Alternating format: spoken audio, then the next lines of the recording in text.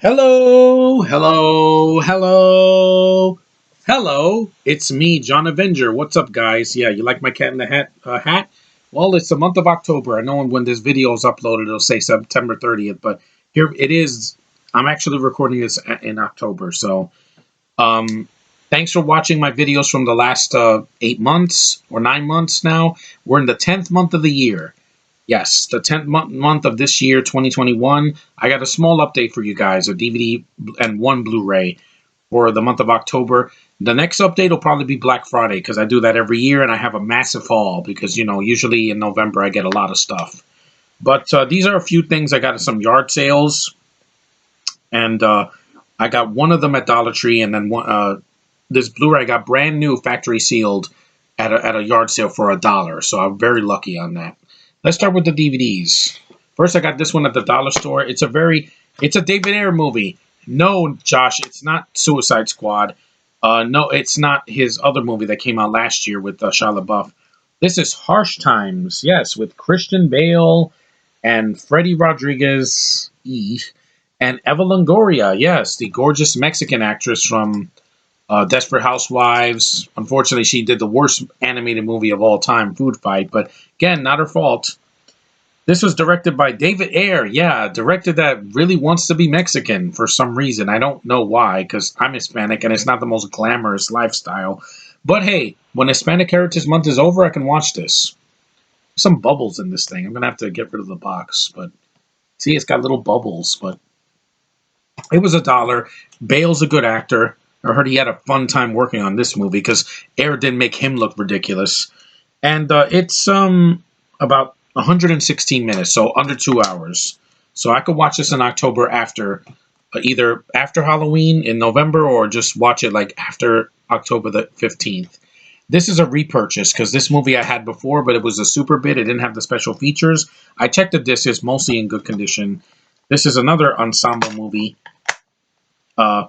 The Big Hit, yes, with Mark Wahlberg, Lou Diamond Phillips, Bokeem Woodbine, the guy that played Shocker in the Spider-Man Homecoming movie, Antonio Sabato Jr., who I really enjoy, and Christina Applegate. Yeah, she's in a supporting role in this. She's not the lead.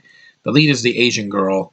And yeah, this has the commentary. There's a director's commentary and a producer's and screenwriter's commentary. And this is from the late 90s. 91 minutes is really short. I really enjoy this. It's one of Mark Wahlberg's better films from the 90s. I just hope it works. Get this smudge out. This is a booklet. I want to stretch this update out. I don't want it to be 2 minutes. This is the guys. And the Asian girl. No, there's the Asian girl right there. I think her name is, hold on. No, Avery, Lainey Kazan, Elliot Gould. Leela Rashan's the black girl. I forgot what the Asian girl's name, but it doesn't say it here. But she's cute in the movie. You have Leela Rashan as the black girl in the beginning of the film. Yeah, these are really young actors at the time. I mean, this is when Antonio Sabato Jr. was in theatrical releases. I haven't seen him in a theatrical release in such a long time. This deserves another shot. He's a good actor.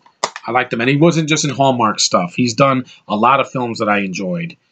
Even some campy stuff like Princess of Mars. That's a stupid movie, but I'd rather watch that than any asylum movie from this year or last year.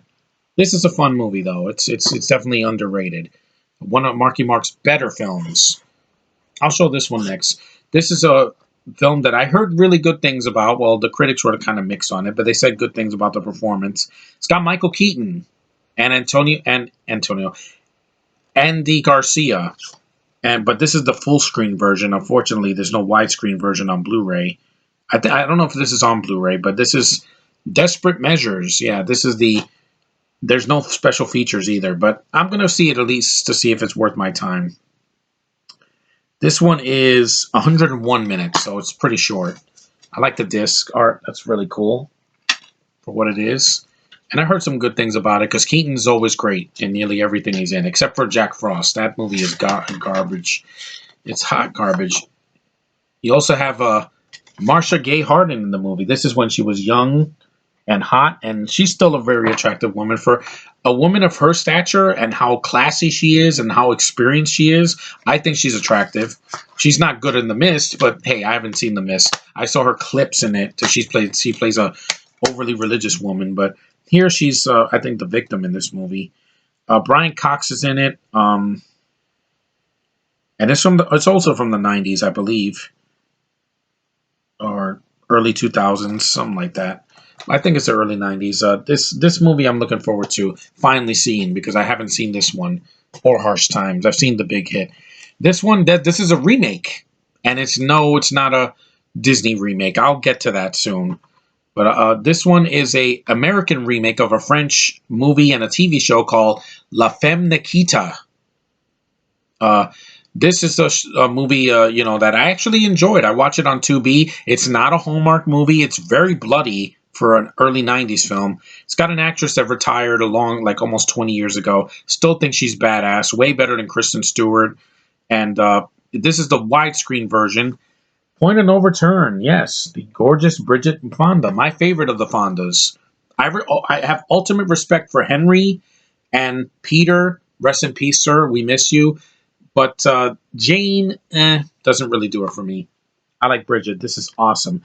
This movie is basically what preceded the movie The Protege, which came out this year, Peppermint, etc. And what was the other one? Atomic Blonde. Yeah, this is a good movie. There's some problems. I think did I review this movie? No, but I'm going to do a podcast for this movie soon. Hopefully by November or December before Christmas. It's really badass. The only actor, there's two actors I didn't like in here, Gabriel Byrne and Olivia d'Abo. They really were not needed in the film. They were just there to fill time, and they really didn't do it for me. But Bridget Fonda goes from like a druggy slut to one of the best, assassins in a film. And I like the film. For a remake that came out, by the way, in the same decade, it's not like the Femme Nikita came out in the '70s. It was in the same decade, and it works. Now, Disney, what they do, they remake the same movie and do it with CGI. This film doesn't have any CGI, guys.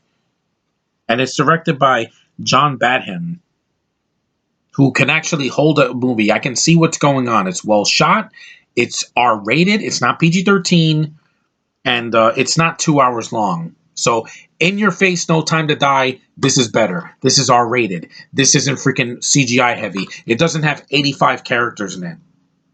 It's got one main character that goes from nothing to something. And this is a way better than that movie that came out last year with Jude Law and Blake Lively. What was it called? Rhythm Section? Yeah, that was horrible. I heard horrible things. This is way better. And for a remake, it didn't feel like I've seen it before. I've seen the Nikita show with some of it with Maggie Q, and that's a really good show. If you haven't seen it, stream it because it's worth it.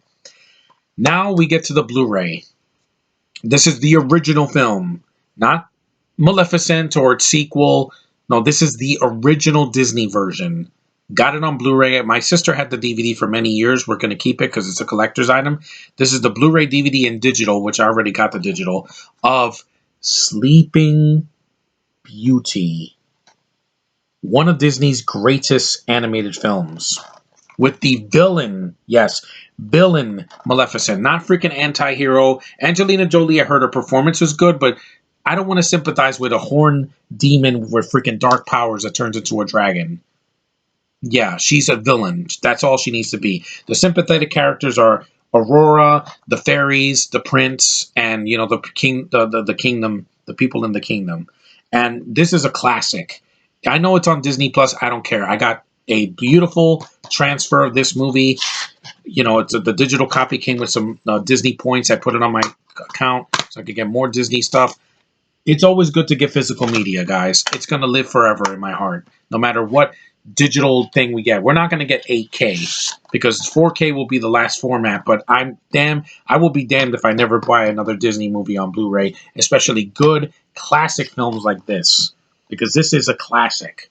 Nothing was wrong with it. Trying to remake it with Maleficent, giving her a backstory instead of Aurora, and just doing the same thing. I'm like, I know you want to do something different with Maleficent Disney, but just do something original. Stop remaking your films. It's not needed. I'll see Cruella eventually, but for free. I'm not going to see it. I didn't pay the $30. But this was fine the way it is. The animation's still gorgeous. I like the characters. The romance could have been developed a little more, but it was at the time. Disney didn't have 2 hours for every animated film that they did. But this is a good film. It doesn't need an update. It's fine the way it is. Maleficent is a villain. And Aurora is a beautiful princess with the most magical voice you'll ever hear at that time, before Ariel and Belle and Jasmine, and of course Elsa, who's my favorite now. But yeah, she was like the Elsa of the 50s, and what a gorgeous voice. She's so feminine. I'm like, I never said this on camera, but I'm going to say this to Josh because he's as heterosexual as I am. Every time I hear a woman sing like that, I bust a nut. Both of them, just because I'm like, oh my god, this is what the opposite of what I am. I have a manly voice, and then these women have a beautiful, like, I wonder, and I'm like, oh my god, this operatic voice is just, it's mesmerizing. Brr. I'm like, I just got chills, and it's October, so the month of Halloween, so it's perfect for it. And just, how does a woman get a voice like that? I'm just like, gotta take my hat off to you, lady. Seriously, you have a beautiful operatic voice. I first heard that voice when I was a kid, when I saw some of the Disney sing-alongs, and I'm like, oh my god, who does this beautiful voice? And even Aurora's singing voice, her talking voice is also very, very feminine. And you know me, guys, estrogen flows through a woman's voice like nothing else. It's like a river. It's like a nice, soothing, calming river.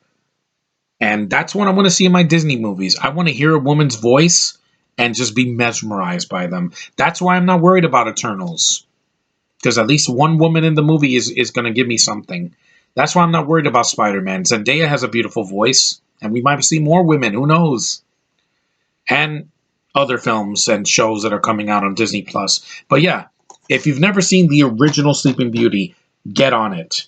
Skip Maleficent and its sequel. I would say see this first. This is the classic. This one is only 75 minutes.